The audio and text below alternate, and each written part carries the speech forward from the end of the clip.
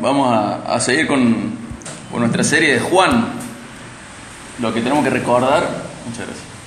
Lo que tenemos que recordar de Juan es el propósito del libro. Siempre lo tenemos que tener en mente. Jesús está siendo retratado por el apóstol Juan de tal manera que él quiere que al leer su libro nosotros conozcamos que Jesús es el Mesías, el Hijo de Dios, y que creyendo en ese nombre tenemos vida eterna. Él es el único Salvador, es el único intermediario entre Dios y los hombres. Y vamos a retomar Juan 4 y le vamos a dar una vuelta más. Y la semana que viene le vamos a dar otra vuelta más a Juan 4, a la primera parte. Vamos a leer del 4 del 1 al 45. Juan 4, 1 al 45. La primera parte para refrescar y la segunda es la que vamos a usar para centrarnos hoy. Dice Juan 4, 1 en adelante: por tanto, cuando el Señor supo que los fariseos habían oído que Él hacía y bautizaba más discípulos que Juan, aunque Jesús mismo no bautizaba sino sus discípulos, salió de Judea y se fue otra vez para Galilea, y Él tenía que pasar por Samaria. Llegó pues a una ciudad de Samaria llamada Sicar, cerca de la parcela de la tierra de Jacob, que Jacob dio a su hijo José, y allí estaba el pozo de Jacob. Entonces Jesús, cansado del camino, se sentó junto al pozo. Era cerca del mediodía. Una mujer de Samaria vino a sacar agua y Jesús le dijo: dame de beber. Versículo 8. Pues sus discípulos habían ido a la ciudad a comprar alimentos. Entonces la mujer samaritana le dijo: ¿cómo es que tú, siendo judío, me pides de beber a mí, que soy samaritana? Porque los judíos no tienen tratos con los samaritanos. Jesús le respondió: si tú conocieras el don de Dios y quién es el que te dice dame de beber, tú le habrías pedido a él y él te hubiera dado agua viva. Ella le dijo: Señor, no tienes con qué sacarla y el pozo es hondo. ¿De dónde pues tienes esa agua viva? ¿Acaso eres tú mayor que nuestro padre Jacob, que nos dio el pozo, del cual bebió él mismo y sus hijos y su ganado? Jesús le respondió: todo el que beba de esta agua volverá a tener sed, pero el que beba del agua que yo le daré no tendrá sed jamás, sino que el agua que yo le daré se convertirá en él en una fuente de agua que brota para vida eterna. Versículo 15. Señor, le dijo la mujer, dame esa agua para que no tenga sed ni venga hasta aquí a sacarla. Jesús le dijo: ve, llama a tu marido y ven acá. No tengo marido, respondió la mujer. Jesús le dijo: bien has dicho, no tengo marido, porque 5 maridos has tenido y el que ahora tienes no es tu marido. En eso has dicho la verdad. La mujer le dijo: Señor, me parece que tú eres profeta. Nuestros padres adoraron en este monte y ustedes dicen que en Jerusalén está el lugar donde se debe adorar. Jesús le dijo: mujer, cree lo que te digo. La hora viene cuando ni en este monte ni en el de Jerusalén adorarán ustedes al Padre. Ustedes adoran lo que no conocen. Nosotros adoramos lo que conocemos, porque la salvación viene de los judíos. Pero la hora viene y ahora es cuando los verdaderos adoradores adorarán al Padre en espíritu y en verdad, porque ciertamente los tales el Padre busca que lo adoren. Dios es espíritu y los que lo adoran deben adorar en espíritu y en verdad. Versículo 25. La mujer le dijo: sé que el Mesías viene, el que es llamado el Cristo. Cuando Él venga nos declarará todo. Jesús le dijo: yo soy el que habla contigo. 27. En esto llegaron sus discípulos y se admiraron de que hablaba con una mujer, pero ninguno le preguntó: ¿qué tratas de averiguar? O ¿por qué hablas con ella? Entonces la mujer dejó su cántaro, fue a la ciudad y dijo a los hombres: vengan, vean a un hombre que me ha dicho todo lo que yo he hecho. ¿No será este el Cristo, el Mesías? Y salieron de la ciudad y fueron a donde él estaba. Mientras tanto, los discípulos le rogaban: Rabí, maestro, come. 32. Pero él les dijo: yo tengo para comer una comida que ustedes no saben. Entonces los discípulos se decían entre sí: ¿le habrá traído a alguien de comer? Jesús les dijo: mi comida es hacer la voluntad del que me envió y llevar a cabo su obra. ¿No dicen ustedes: todavía faltan 4 meses y después viene la siega? Pero yo les digo: alcen sus ojos y vean los campos que ya están blancos para la siega. Ya el segador recibe salario y recoge fruto para vida eterna. Pero el que siembra se regocije para que el que siembra se regocije junto con el que siega. Porque en este caso el dicho es verdadero: uno es el que siembra y otro es el que siega. Yo los envié a ustedes a cegar lo que no han trabajado. Otros han trabajado y ustedes han entrado en su labor. 39. Y de aquella ciudad muchos de los samaritanos creyeron en él por la palabra de la mujer que daba testimonio diciendo: él me dijo todo lo que yo he hecho. De modo que cuando los samaritanos vinieron, rogaban a Jesús que se quedara con ellos. Y él se quedó allí 2 días. Muchos más creyeron por su palabra, por la de Jesús. Y decían a la mujer: ya no creemos por lo que tú has dicho, porque nosotros mismos le hemos oído. Y sabemos que este es en verdad el Salvador del mundo. Después de los 2 días, Jesús salió de allí para Galilea, porque Jesús mismo dio testimonio de que un profeta no se le honra en su propia tierra. Así que cuando llegó a Galilea, los galileos lo recibieron, pues habían visto todo lo que él hizo en Jerusalén durante la fiesta, porque ellos también habían ido a la fiesta. Hasta acá lo que vamos a leer hoy. Recordando cosas anteriores, yo quiero repasar algunos puntos. En el capítulo 2, Jesús revela su gloria usando las tinajas para el ritual de la purificación de los judíos, y él muestra que lo que él va a hacer es superior a eso. Luego, en el capítulo 2, él va hacia el templo y transmite que él es el siguiente templo, el lugar de la presencia de Dios. En el 3, indirectamente, él cuestiona el entendimiento, la capacidad de Nicodemo, un docente de Israel, que no era capaz de entender las cosas espirituales.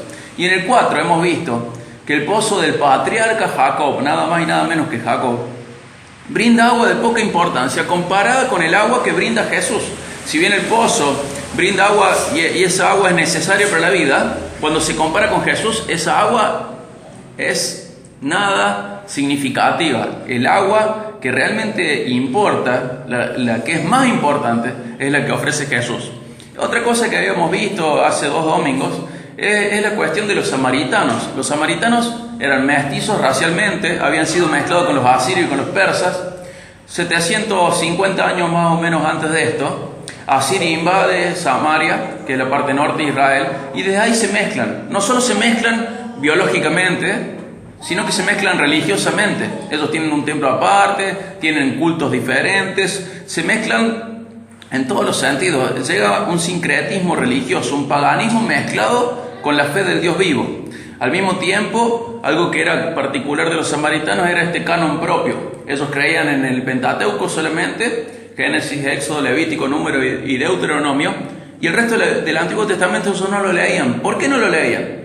Porque mostraba su maldad y porque ellos habían caído en la esclavitud. Y al mismo tiempo mostraba de que el Salvador del mundo venía por la línea de Judá y más específicamente por la línea de David. Ellos no eran de la línea de Judá ni de la de David, ellos eran de las otras líneas. Entonces ellos directamente no leían esta parte de la Biblia.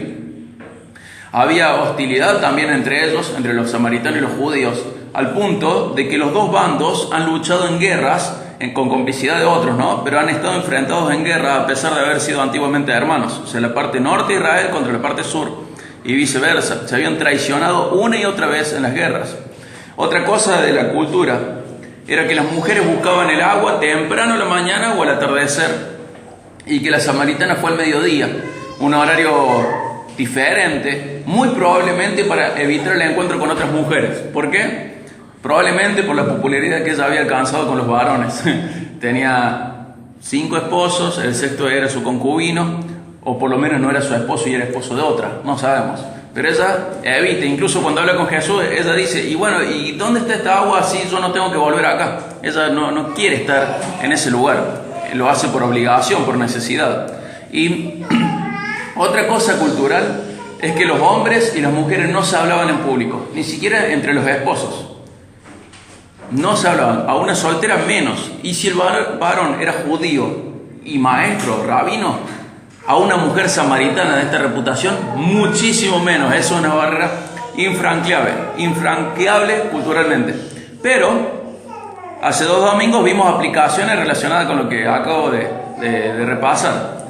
Tenemos que imitar a Jesús atravesando las barreras culturales que haya para llevar el mensaje de vida. Ninguna división, ninguna pared es tan alta como para que Dios no pueda llegar a través de la predicación del Evangelio. Tenemos que cuidarnos de no hacer como los samaritanos, de tener un canon propio, en donde exaltamos versículos que tienen promesa para nosotros y dejamos de lado a aquellos que nos llevan al arrepentimiento, a la exposición de nuestros pecados o a obligaciones que tenemos en el reino de Dios. Tenemos que cuidarnos de eso también. Tenemos que clamar por agua viva y su fuente, en lugar de cavar cisternas rotas. Esta mujer tenía como insatisfacción algo relacionado a los hombres. Entonces ella iba cambiando de esposo, iba cambiando de hombre, pero ella estaba insatisfecha. Tenemos que tener cuidado nosotros de no tener así, de ese tipo de cisternas rotas, de fuentes que prometen satisfacción o que nosotros creemos que vamos a encontrar satisfacción en ellas y cuando en realidad no lo hay. Tenemos que ir a la fuente de agua viva, que es Cristo. Y otra cosa que habíamos leído, que habíamos tenido en cuenta hace 2 domingos, es revisar si nuestras tradiciones nos impiden la verdadera adoración. Samaria tenía su monte, el Gerizim, y era obsoleto cuando el de Jerusalén llega a presentarse. Pero ahora tanto Gerizim como Jerusalén son obsoletos al lado de Cristo.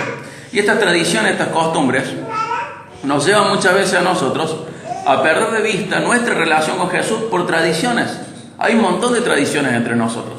Esto no significa que sean malas, pero tenemos que revisar si algunas de ellas son malas y son obsoletas. Son cosas que hacemos por costumbre y que tenemos que revisar. ¿Realmente es bíblico esto? ¿Realmente es una bendición o es algo que obstaculiza mi relación con Cristo? Tenemos que revisar estas cosas. Pero hoy vamos a ver del 27 al 43, después de haber repasado. Así que vamos a leer de nuevo el 27. Dice: en esto llegaron sus discípulos y se admiraron de que hablaba con una mujer. Pero ninguno le preguntó: ¿qué tratas de averiguar? O ¿por qué hablas con ella? Entonces la mujer dejó su cántaro, fue a la ciudad y dijo a los hombres. Y ahí hago la pausa. ¿Qué hizo ella? Dejó el cántaro. ¿Y qué fue a hacer? A contarle a la gente. ¿Qué contó? ¿Que había encontrado a quién? Al Salvador. Tenemos que entender que muchas veces nosotros tenemos cosas importantes para hacer y cosas urgentes. A veces cometemos el error de dejar lo importante para satisfacer lo urgente. Pero en este caso, ella encuentra que lo urgente y lo importante no es el agua, sino que es el evangelismo. Ella encuentra que lo urgente e importante es presentar a Cristo a otros. Entonces ella deja lo propio. Ella fue a buscar agua. Bueno, el agua quedó ahí, no le importa, pasa a segundo plano. Muchas veces nosotros vamos a estar en esta decisión de postergar cosas nuestras para bendecir a otros espiritualmente. Y no va a ser un cántaro, porque ninguno de nosotros busca agua con un cántaro. Va a ser descanso, va a ser recreación, va a ser tiempo en familia, va a ser riquezas materiales, puede ser cualquier cosa, pero muchas veces tenemos que dejar nuestros cántaros para bendecir espiritualmente a otros. Necesitamos nosotros siempre ordenar nuestras prioridades. Recordando una cosa, no somos eternos. Acompáñenme al Salmo 103. Vamos a leer el Salmo 103 del 15 al 18.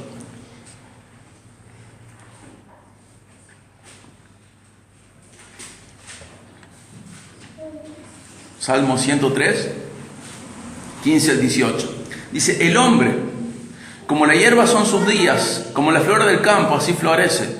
Cuando el viento pasa sobre ella, deja de ser, y su lugar ya no la reconoce. Pero la misericordia del Señor es desde la eternidad hasta la eternidad para los que le temen. Su justicia para los hijos de los hijos y para los que guardan su pacto y se acuerdan de sus preceptos para cumplirlos. Y vemos que tenemos dos cosas contrastadas. Por un lado, la existencia del hombre. Dice, es como una florcita silvestre del campo. ¿Quién se acuerda dónde vio la última flor silvestre que vio? Uno vio alguna vez una flor silvestre, pero fácilmente las olvidamos. Y dice que la vida del hombre es así, florece, y después nadie se acuerda dónde estaba. Puede quedar un recuerdo durante un tiempo, pero después uno se olvida. Y pasa el viento y cambia el lugar ya no la conoce, ya no la reconoce, ya se olvidó de la flor. A nosotros nos va a pasar lo mismo. Somos efímeros, somos seres finitos. Vamos a ser olvidados. Ninguno de nosotros recuerda el nombre de su tatarabuelo. Ninguno de nosotros recuerda los apellidos de todos esos parientes que están para arriba, solamente el que estamos portando, y 2 o 3, hasta 4, hasta 5 apellidos más de nuestros antepasados. Pero no son, ahí no se acaba nuestra familia. Nos hemos olvidado de todos los demás. Y más adelante se van a olvidar de nosotros. Pero así como el hombre es finito, hay algo que es eterno. Y eterno no significa de mucho tiempo. Eterno significa más allá del tiempo. ¿Y qué es eso eterno? La misericordia de Dios para los suyos. Entonces nosotros tenemos que priorizar, ordenar nuestras prioridades de tal manera que entendamos que nosotros somos efímeros y que lo que es eterno es la misericordia de Dios. Entonces tenemos que invertir lo efímero que somos en función de poder transmitir a otros la misericordia de Dios. A veces hay que dejar un cántaro, a veces hay que dejar satisfacciones terrenales, hay que dejar ganancias, hay que postergar descanso, hay que postergar recreación. Pero hay cosas que tenemos que dejar. ¿Por qué? Porque no valemos de nada. Somos seres muy finitos. Entonces tenemos que dedicarnos a aquello que realmente vale, que realmente dura, que realmente hace la diferencia. ¿Qué hace la diferencia en la vida de la gente? La misericordia de Dios. Y en este caso, particularmente, la samaritana es imitable. ¿Por qué? Ella dejó lo que tiene que hacer en función de hablarle a otros de Dios. Y nosotros muchas veces tenemos que hacer lo mismo y trabajar en eso que es eterno. Tenemos que invertir nuestras vidas en que otros puedan conocer a Dios y a su misericordia, porque eso es eterno, nuestras vidas no. Volvemos a Juan 4, vamos a leer del 29 al 38. Dice el 29, que decía, veníamos del 28, que decía: entonces la mujer dejó su cántaro, fue a la ciudad y dijo, ahí comienza el 29, vengan, vean a un hombre que me ha dicho todo lo que yo he hecho. ¿No será este el Cristo, el Mesías? Y salieron de la ciudad y fueron a donde él estaba. Mientras tanto los discípulos le rogaban: Rabí, maestro, come. Pero él les dijo: yo tengo para comer una comida que ustedes no saben. Entonces los discípulos se decían entre sí: ¿le habrá traído a alguien de comer? Jesús les dijo: mi comida es hacer la voluntad del que me envió y llevar a cabo su obra. 35. ¿No dicen ustedes todavía faltan 4 meses y después viene la siega? Pero yo les digo: alcen sus ojos y vean los campos que ya están blancos para la siega. Ya el segador recibe salario y recoge fruto para vida eterna, para que el que siembra se regocije junto con el que siega. Porque en este caso el dicho es verdadero: uno es el que siembra y otro el que siega. Yo los envié a ustedes a segar lo que no han trabajado. Otros han trabajado y ustedes han entrado en su labor. ¿Qué está diciendo Jesús acá? ¿O qué podemos ver en lo que hemos ido leyendo de Juan? Que ya sea a través de Juan el Bautista o de la samaritana o de Jesús mismo, Dios siempre está trabajando en la tierra. Siempre, siempre. Siempre Él está trabajando en la tierra. Nosotros sabemos por Romanos 1 que todo hombre tiene un testimonio de Dios en su interior, en su conciencia. Todo hombre se queda sin excusas en lo que se refiere a conocimiento de la existencia de Dios. Su conciencia lo dice. O sea que nosotros cuando vamos a hacer evangelismo, el trabajo ya comenzó desde otro lado, sea a través de la mujer samaritana, sea a través de Juan el Bautista, sea a través de Jesús mismo, sea a través de la conciencia de la otra persona. Dios ya comenzó a trabajar. Nosotros tenemos que saber que nosotros no empezamos a hacer ninguna obra de este tipo. La tarea cristiana nunca es un esfuerzo solitario. La gran comisión nunca es un esfuerzo solitario. Siempre hubo alguien que ya empezó a trabajar ahí. Nosotros llegamos y ya está comenzado ese trabajo. Ya está listo para que lo continuemos. Y muchas veces nos vamos a encontrar en esta situación en la cual el trabajo de Dios ya comenzó en otra vida y nosotros tenemos que continuar, tenemos que fomentar, tenemos que sumarnos al trabajo de Dios para esa vida. ¿Cuál es el trabajador importante en esto? Dios. Dios. Fíjense en el Salmo 127.1. Salmo 127.1.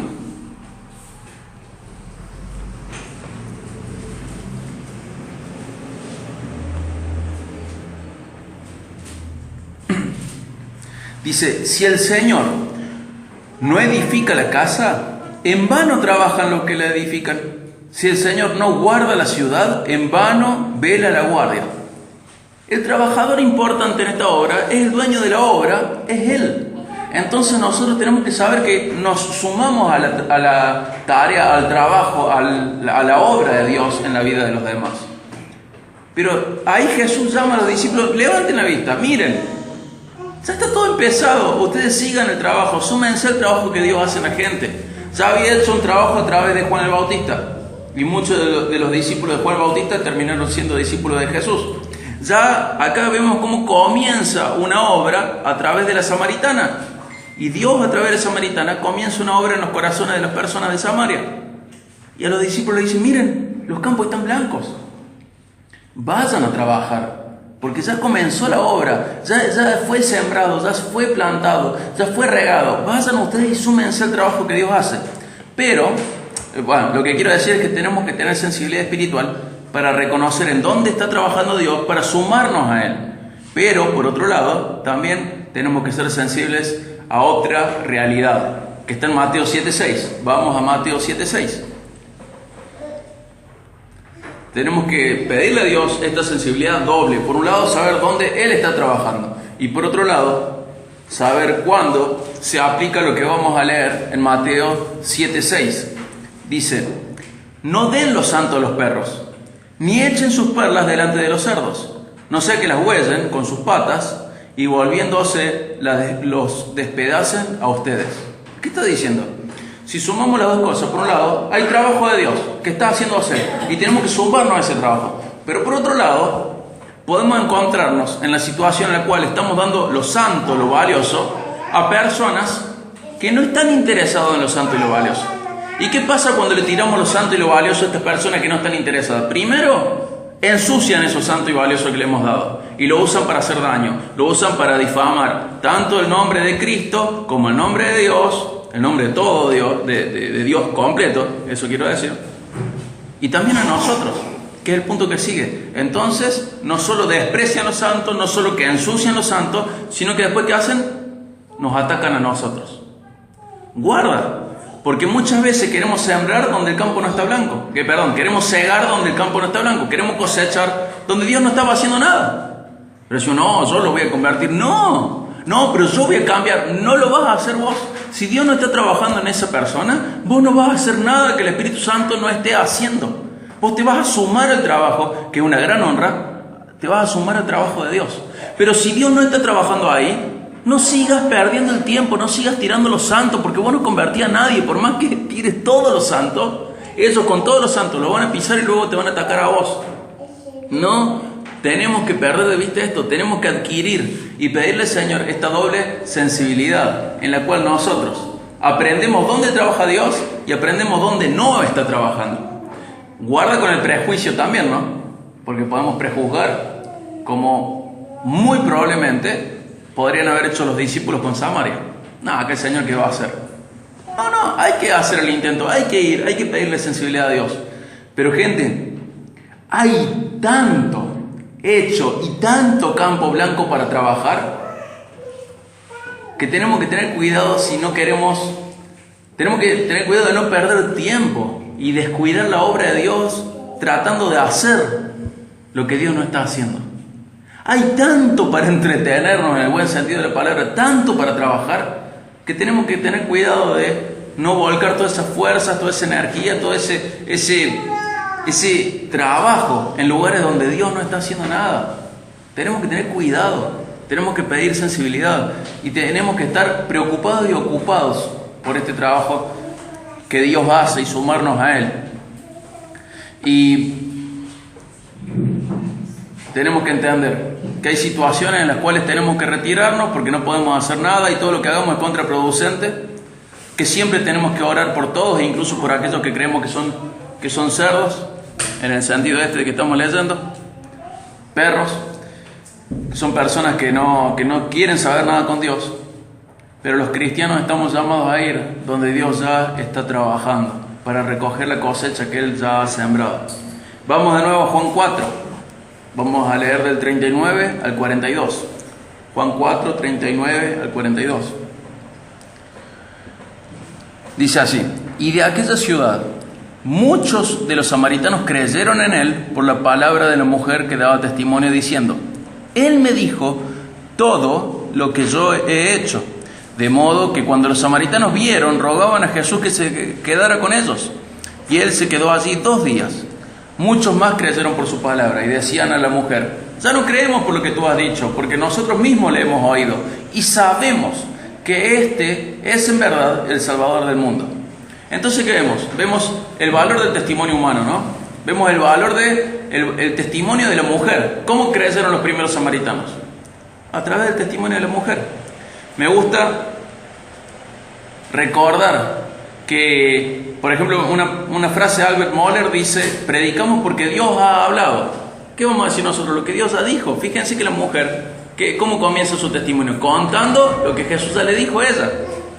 Peter Adam, otro escritor, dice: el Dios que habla es el Dios que actúa a través de su palabra. Lo que hace la mujer es contar lo que Jesús dijo, y nosotros tenemos que hacer lo mismo, contar lo que Jesús dijo.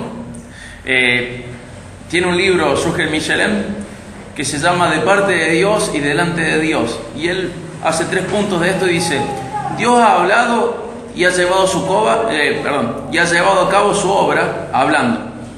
Dios habla a través de su palabra escrita. Y el tercer punto: Dios nos ordena a predicar su palabra para hacer oír públicamente su voz. ¿Qué es lo que estoy diciendo? Que es importante predicar con palabras. Es un error pensar que el evangelismo se puede hacer sin palabras. Sin palabras no puedo hacer evangelismo. Sin palabras puedo hacer buenas obras. Sin palabras puedo expresar amor. Pero sin palabras no puedo hacer evangelismo. ¿Cómo sin palabras yo le voy a convencer del pecado? ¿Cómo voy a trabajar para que la otra persona sea convencida del pecado? No hay forma. ¿Y hay evangelismo sin convencimiento de pecado? No. El Espíritu Santo lo va a convencer. ¿Pero cuándo? Cuando yo le predique. Y le tengo que predicar con palabras. Sin palabras no hay evangelismo. Sin palabras no hay evangelio. No hay evangelio. Hay buenas obras, hay cristianismo, pero no hay evangelio sin palabras. ¿Cómo le explico la imputación de Cristo? ¿Cómo Cristo recibe mi culpa y cómo yo recibo la justicia de Cristo? Sin palabras. ¿Cómo le explico a la persona que es pecadora y que ha ofendido a Dios? Sin palabras. No hay forma. Y sin estas cosas no hay evangelio. Y sin evangelio no hay evangelismo. Entonces es necesario que se hablen las palabras.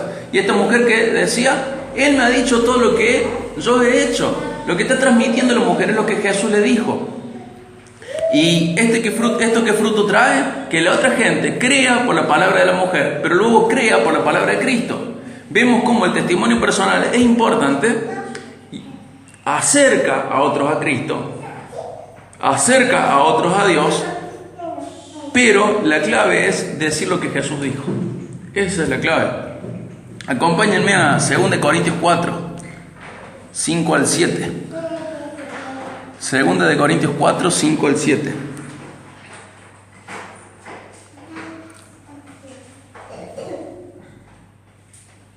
Dice: porque no nos predicamos a nosotros mismos. Me encanta porque esta es la definición para mí de prédica perfecta. No nos predicamos a nosotros mismos, sino a Cristo Jesús como Señor, y a nosotros como siervos de ustedes por amor de Jesús. Pues Dios, que dijo: de las tinieblas resplandecerá la luz, es el que ha resplandecido en nuestros corazones para iluminación del conocimiento de la gloria de Dios en el rostro de Cristo. Pero tenemos este tesoro en vaso de barro, para que la extraordinaria grandeza del poder sea de Dios y no de nosotros. ¿Se dan cuenta qué lugar ocupa acá el predicador? Se muestra como siervo del resto. ¿Y qué lugar ocupa el predicador en la prédica? Solamente portador. Ni siquiera lo más importante de la prédica. Lo más importante de la prédica es el tesoro, el evangelio de Cristo. El resto es barro. Entonces, cuanto más de Cristo tenemos en la prédica, menos de nosotros hay. Cuanto más de Cristo tenemos en la prédica, más tesoro hay y menos barro hay. Y dice Pablo: no nos predicamos a nosotros mismos, sino ¿a quién? A Jesús como Señor. ¿Y a nosotros como qué? Como siervos de los demás. ¿Por amor a quién? Por amor a Jesús. Y Dios, que dijo que de las tinieblas haya luz, es el que ahora ha resplandecido en nuestros corazones. ¿Para qué? Para iluminación. ¿De qué? Del conocimiento de la gloria de Dios. ¿En dónde? En Cristo. La palabra de Dios ocupa el lugar fundamental, no solo central, sino fundamental en todo esto. ¿Y nosotros qué somos? Vasos de barro. Solo contenemos algo hermoso, algo eterno, algo espectacular, pero somos barro. Entonces el valor está en nuestro mensaje y no en nosotros. ¿Para qué? Para que la extraordinaria grandeza del poder sea de Dios y no de nosotros. Ahí, no en 2 Corintios, sino en 1 Corintios, Pablo habla mucho de esto y él insiste mucho en que su prédica tenía que ser de tal manera que sea claro, que si hay una respuesta en la gente, no sea por la habilidad de Pablo, sino a pesar de Pablo y por el trabajo de Dios en la gente. Y de esa manera tenemos que predicar. Y esto que pasó con la samaritana, se extendió tanto a Samaria, que fíjense lo que pasa luego unos años después. Acompáñenme a Hechos 8, Hechos 8, 4 al 8.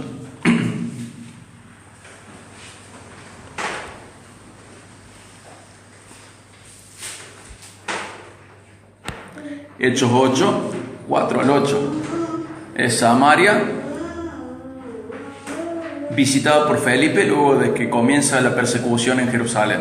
Dice así: así que los que habían sido esparcidos iban predicando, anunciando las buenas nuevas de la palabra. Felipe, descendiendo a la ciudad de Samaria, les predicaba a Cristo. Y las multitudes unánimes prestaban atención a lo que Felipe decía, al oír y ver las señales que hacía. Porque de muchos que tenían espíritus inmundos, estos salían de ellos gritando a gran voz. Y muchos que habían sido paralíticos y cojos eran sanados. Y había gran regocijo en aquella ciudad. ¿Se dan cuenta? Esto no comenzó el día que Felipe visitó. Esto no comenzó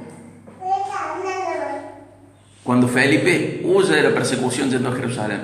Este campo que ya estaba blanco, ¿dónde comenzó? Con una samaritana que, a pesar de ser pecadora, dejó de huir de la luz y dejó que la luz la alumbrara y le mostrara sus pecados.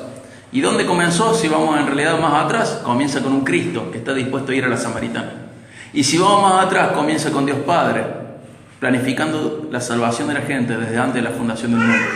Pero este gran plan mundial ya está cocinado, por decirlo de alguna manera. Nosotros nos sumamos, pero para dar los toques finales, predicar. El Señor ya lo ha hecho.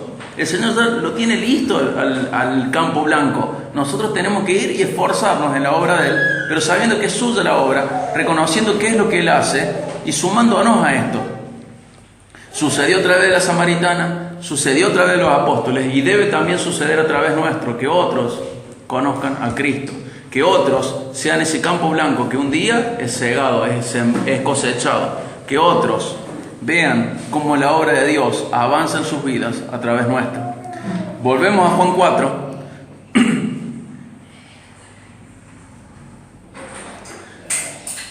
Dice Juan 4, 43 al 45, lo vamos a ver en otra situación, igual a esto, pero lo leemos.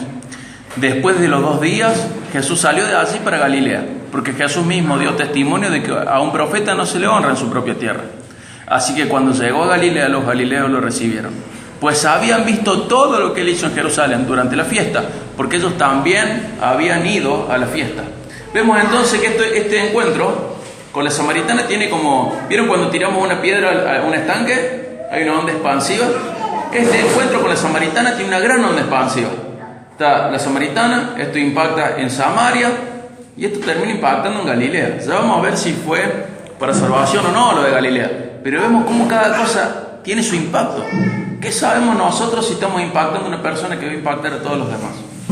Un amigo siempre me dice una frase que yo la conocí a través suya, sé que no es suya, pero dice: nosotros sabemos cuántas semillas tienen una manzana, cuántas semillas hay en una manzana, las podemos contar, pero nunca vamos a saber cuántas manzanas hay en cada semilla. ¿Se entiende? Nosotros sabemos cuántas semillas hay en una manzana, la desarmamos, vemos, bueno, tiene 15 semillas, pero nunca vamos a saber cuántas manzanas puede haber en cada semilla. Nosotros sabemos a quién estamos predicando, pero nunca vamos a saber a cuánto le va a predicar a aquella persona a la cual nosotros le predicamos. Y esto, siempre el Evangelio ha sido esta onda expansiva, en donde uno es solamente un eslabón de una cadena que no se corta, sino que se extiende desde la eternidad hasta que Jesús vuelva, y cada eslabón también abre otras ramas, se ramifica esta cadena, y no podemos ser el último eslabón, solamente somos uno. Y a partir nuestro tiene que ramificarse, tiene que extenderse, tiene que seguir. Nosotros tenemos que seguir hablando de Cristo, hablando de Cristo. Cristo nos ha salido del encuentro. Cristo usó la predicación de alguien para que nosotros nos convirtamos, para que conozcamos la luz, para que conozcamos el amor de Dios, para que conozcamos nuestro pecado, para que seamos salvos. Y eso fue el eslabón anterior, pero nosotros ahora somos el eslabón que sigue. Y tiene que seguir y seguir y seguir. Y va a ser así. No podemos ser el último eslabón de nuestra cadena. Y vemos que creen en Él por las palabras de la mujer, pero luego por las palabras de Cristo mismo. Dios ha decidido salvar a la gente a través de la predicación. Dios ha decidido que seamos alimentados a través de la ingesta de comida. Dios ha decidido que seamos hidratados a través de la ingesta de bebida. Y Dios ha decidido que seamos salvos y santificados a través de la predicación. Dios lo ha decidido a través de la palabra suya. Así como uno tiene que comer alimentos para alimentarse y tiene que beber bebidas para hidratarse, tiene que adquirir palabra de Dios para crecer espiritualmente y para ser salvo. ¿Sí? Dios ha decidido salvarnos a través de la predicación. Y si ya somos salvos, tenemos que saber que Dios ha decidido que otros se salven a través de nuestra predicación. Y vemos que luego de esto hay como una especie de avivamiento ahí en Samaria, al punto que Jesús y sus discípulos se quedan 2 días más en Samaria. Al mismo tiempo, que por ahí lo mencionamos hace 2 domingos, vemos que algo va acrecentándose, que son los títulos, la percepción de Jesús. En el 4.6 se lo menciona como Jesús. En el 4.9 se lo menciona como judío. ¿Por qué es importante? Porque la salvación tenía que venir por la rama de Judá, más específicamente por la de David. En el 4.11, el 15 y el 19 ya es Señor. Entonces ya Jesús es judío y Señor. 4.19, profeta. 4.25, Mesías. 4.25, el 29, Cristo. 4.26, yo soy. 4.31, maestro, rabí. 4.42, Salvador del mundo. O sea, partimos de conocer el nombre, Jesús, y va adquiriendo títulos hasta que llega a ser Salvador del mundo. Esta lista no es porque sí. Esto nos muestra de que no podemos pasar por alto, de que nuestro conocimiento nos lleva a entender, hasta que hacemos la relación entre Jesús y la salvación del mundo. Él es la luz, Él es el que estaba anunciado, Él es. Y muchas veces nosotros podemos traer la mitad de esta lista. Le conocemos como Jesús, pero no conocemos nada más. Tenemos que conocerlo en tanta profundidad que le reconozcamos como Salvador del mundo, como aquel que es nuestro Salvador. Es Dios, es profeta, es Mesías, es Cristo, es el Señor. Él es el profetizado. Y cada título expresa un siguiente paso de fe entre ese título y el siguiente. La pregunta para nosotros es, hoy, ¿dónde están las Samarias contemporáneas? ¿Dónde están aquellos grupos de personas a los cuales nosotros no nos acercaríamos?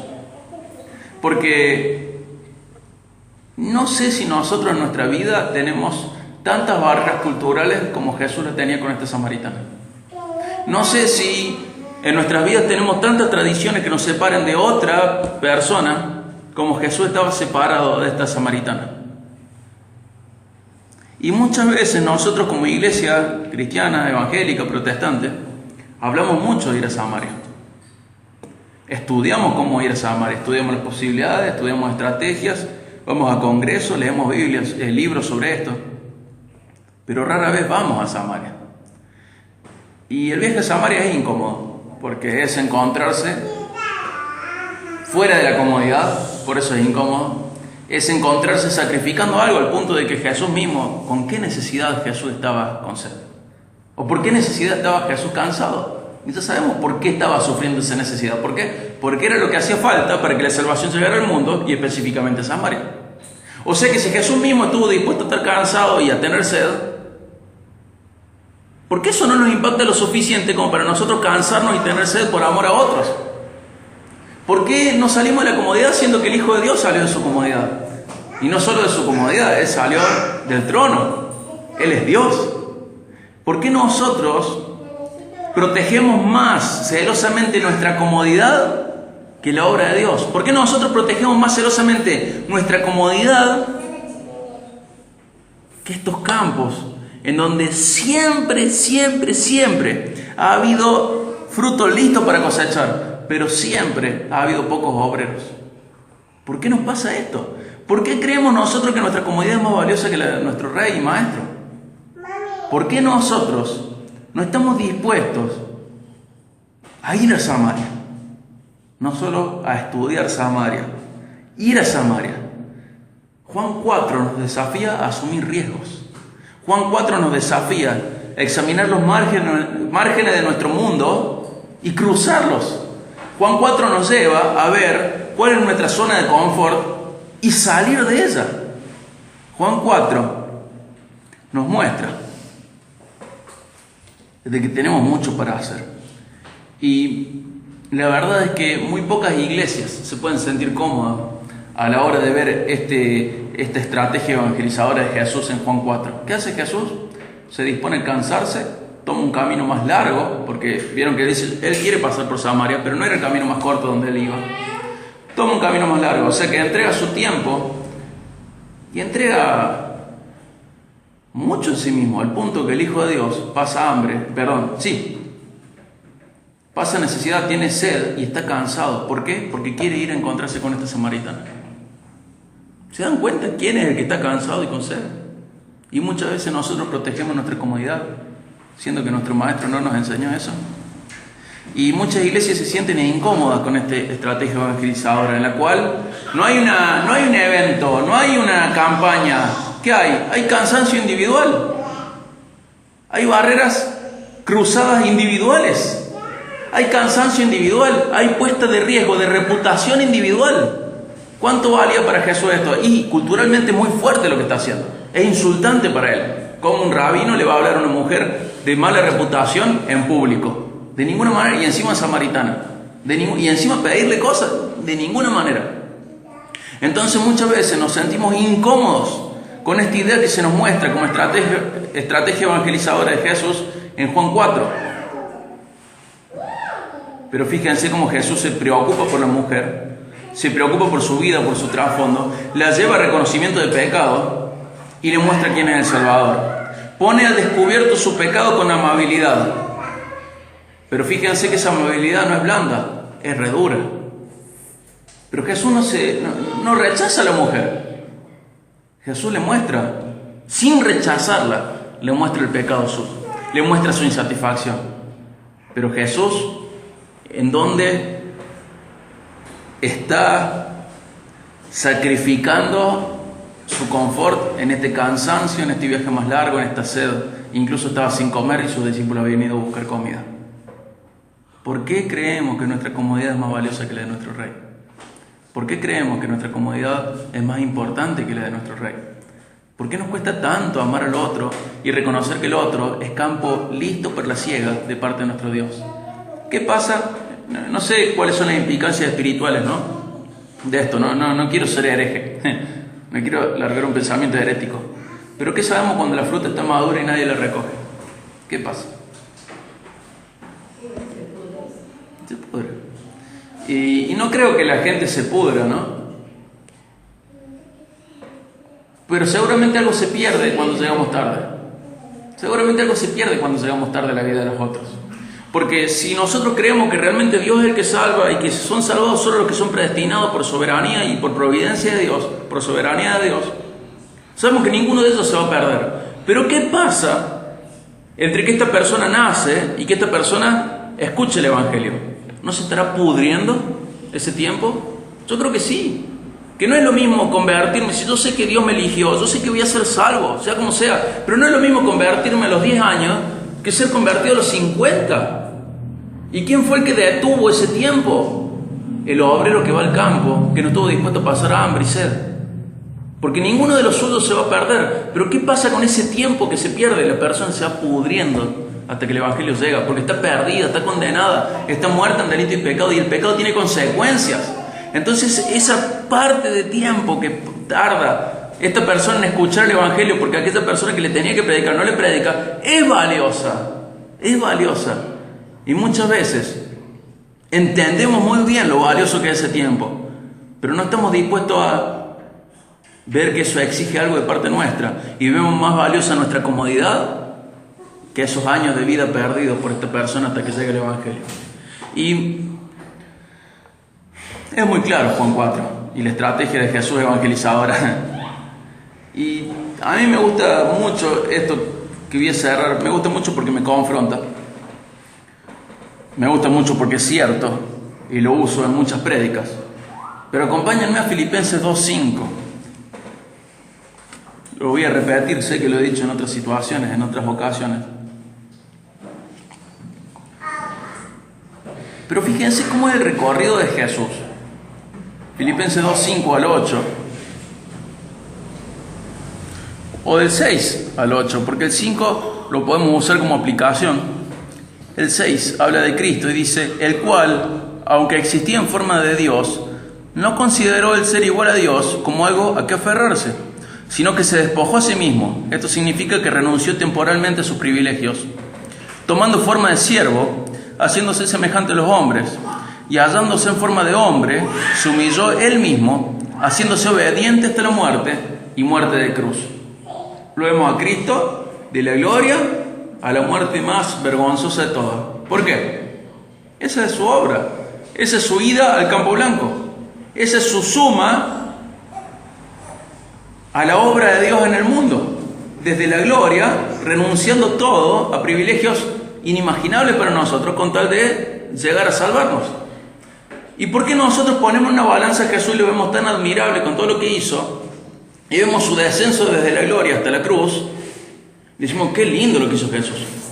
Pero luego ponemos del otro lado nuestra comodidad, que nos impide ir a hablarle a otros, comprometernos con otros, y pesa más nuestra comodidad que todo lo que Jesús dejó. ¿Me explico? ¿Por qué pesa más nuestra comodidad que todo lo que Jesús deja con tal de que nosotros seamos salvos? ¿Por qué pesa más nuestra comodidad, las cosas que nosotros tenemos que renunciar a la hora de poner una balanza? Decimos, no, está bien que Jesús lo haya hecho, pero a mí no me toque la comodidad. No, está bien que Jesús se haya acercado a tal, pero a mí no me lo pidas. ¿Por qué creemos que nuestra comodidad es más pesada o nuestro honor es más alto que el de Cristo? Y fíjense que en el 5 decía, hagan ustedes esta actitud, este mismo sentir, esta manera de pensar que hubo también en Cristo Jesús. Y se nos llama a tener esta mentalidad de Cristo, en el cual uno se niega a sí mismo con tal de ir a llevar el Evangelio a otro. Se niega a sí mismo con tal de que otro sea edificado espiritualmente. Y esto es concretísimo. Esto no es abstracto, esto es concreto. Tiene formas muy prácticas de llevarse a cabo. Y yo entiendo que Jesús es admirable. Lo entendemos todos a eso. Pero lo que entendemos muy mal, o casi no entendemos, es que Jesús es imitable. Y cierro esto recordando 1 Juan 2:6, que dice: el que dice que está en Dios debe vivir como Jesús vivió. ¿Y cómo vivió Jesús? Cansado. ¿Cómo vivió Jesús? Muchas veces con sed. ¿Cómo vivió Jesús? Muchas veces con hambre. ¿Cómo vivió Jesús? Limitado, siendo siervo, humillado. Pero ¿cómo vivió Jesús? Todo eso lo vivió ¿para qué? Para traer la salvación al mundo. Y nosotros tenemos que vivir como Él, aguantarnos el cansancio, aguantarnos la sed, aguantarnos el hambre, aguantarnos las privaciones. ¿En función a qué? Solamente en función a llevar el Evangelio a otros, llevar edificación espiritual a otros. Lo hizo nuestro Rey, nuestro Creador, nuestro Juez, nuestro Maestro, nuestro amigo, nuestro Salvador, nuestro hermano mayor, nuestro ejemplo. Lo hizo Él. No podemos sacar de ningún lado una idea que nos diga que no lo tenemos que hacer nosotros. Entonces Juan 4 nos desafía, esta porción que hemos leído de Juan 4, nos desafía a aguantarnos un poco la sed en función de buscar a los no alcanzados. Porque todos los no alcanzados son responsabilidad de todos los redimidos. Todos los perdidos son responsabilidad de todos los redimidos. No hay un plan B, hay un plan A y es la iglesia. La iglesia tiene que seguir extendiendo el reino de Dios y sumarse al trabajo de Dios que ya comenzó. Los campos están listos, ya está listo para la cosecha. Nos toca a nosotros cansarnos un poco y entender esto, que esto es práctico, esto es concreto, esto es real. Dios ha decidido salvar a la gente a través de nuestra predicación. Vamos a finalizar orando, pidiéndole al Señor que nos ayude a ser un poquito más humildes frente a su palabra y más obedientes a la hora de poner en práctica su palabra. Vamos a orar. Dios les bendiga muchísimo.